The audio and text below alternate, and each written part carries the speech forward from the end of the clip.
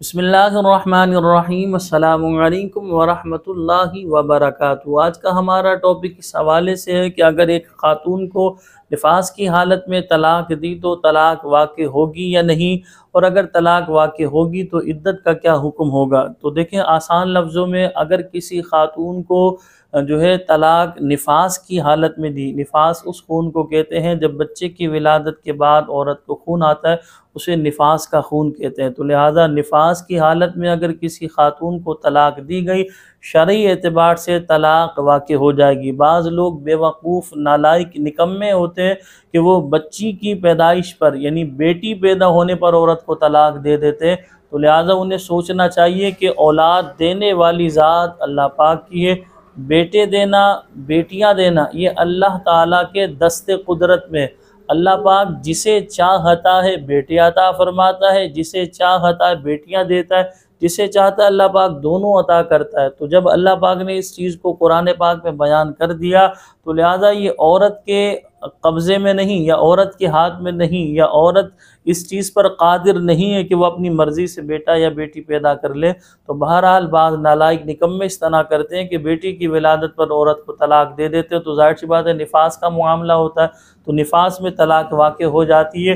لیکن صحیح طریقہ یہ ہے کہ اگر طلاق کسی مجبوری کی بنا پر، یعنی شرعی عذر کی بنا پر دی جائے تو طہر، یعنی عورت کو پاکی میں دی جائے۔ تو جس طرح حیض کی حالت میں طلاق تو واقع ہو جاتی ہے لیکن بندہ گناہ گار ہوگا، حیض کی حالت میں طلاق دینا جائز نہیں، اسی طرح نفاس کی حالت میں بھی طلاق دینا شرعی اعتبار سے جائز نہیں، لیکن طلاق واقع ہو جائے گی۔ اب سوال یہ پیدا ہوتا ہے کہ بھئی عورت کی عدت کا کیا حکم ہوگا۔ عدت کا حکم یہ ہوگا کہ جب نفاس سے خاتون فارغ ہوں گی تو اب انہیں جب حیض کا معاملہ شروع ہوگا، 3 حیض انہیں عدت کرنی ہوگی۔ 3 حیض جیسے ہی نفاس کے بعد مکمل ہوں گے تو ان کی عدت بھی مکمل ہو جائے گی۔ ایسا نہیں ہے کہ نفاس سے فارغ ہوں اور ان کی عدت مکمل ہو جائے، ایسا نہیں ہے۔ اسی طرح حیض کی حالت میں اگر کسی خاتون کو طلاق دی گئی تو طلاق واقع ہو جاتی ہے، لیکن دینے والا یعنی مرد گناہ گار ہوگا، کیونکہ شرعی اعتبار سے منع ہے ناپاکی کی حالت میں طلاق دینا۔ طہر میں ہی طلاق دینی چاہیے، اس طہر میں جس میں وطی نہ کی ہو۔ تو حیض کی حالت میں اگر طلاق دی تو شرعی حکم یہ ہے کہ اس حیض کو کاؤنٹ نہیں کیا جائے گا، شمار نہیں کیا جائے گا۔ اس حیض سے جب عورت پاک ہوگی، پھر پاکی کے بعد جب حیض کا معاملہ شروع ہوگا تو وہ 3 حیض شمار کیے جائیں گے۔ جیسے ہی وہ 3 حیض مکمل ہوں گے تو عورت کی عدت مکمل ہو جائے گی۔ تو لہٰذا آسان الفاظوں میں ہم نے آپ حضرات کے سامنے اس چیز کو بیان کر دیا۔ یہاں ضمناً یہ بھی یاد رکھ لیں کہ طلاق یافتہ عورت کی عدت جو ہے وہ 3 حیض ہے۔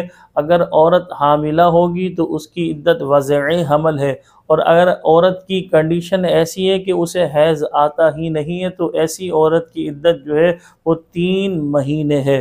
اور اگر جس خاتون کے شوہر کا انتقال ہو جائے تو جسے بیوہ کہتے ہیں، تو بیوہ خاتون کی عدت جو ہے وہ 4 مہینے 10 دن ہے۔ اور یہ عدت شرعی اعتبار سے عورت کے لیے واجب ہے، یعنی عورت جو ہے طلاق کی عدت کرے یا اسی طرح وفات کی عدت کرے، دونوں عدت جو ہے عورت پر واجب ہے۔ اگر بلا عذر شرعی نہیں کرے گی تو شرعی اعتبار سے گناہ گار ہوگی۔ یقیناً آج کی ویڈیو آپ کو بہت زیادہ معلوماتی محسوس ہوئی ہوگی۔ اگر آپ کو اس حوالے سے کوئی انفارمیشن چاہیے، کوئی سوال آپ کے ذہن میں ہو، آپ مسئلے کا جواب معلوم کرنا چاہتے ہو تو نیچے کمنٹس میں بھی آپ ہم سے رابطہ کر سکتے ہیں۔ اس کے علاوہ اسکرین پر آپ کو ہمارا نمبر نظر آ رہا ہوگا، واٹس ایپ پہ آپ ہم سے رابطہ کر سکتے ہیں۔ ہمیں اپنی دعاؤں میں یاد رکھیے گا۔ میں اللہ کے حضور دعا کرتا ہوں کہ اللہ پاک آپ کے گھر میں بھی، ہمارے گھر میں بھی خوب اپنی برکتیں اور رحمتیں نازل فرمائے۔ السلام علیکم ورحمۃ اللہ وبرکاتہ۔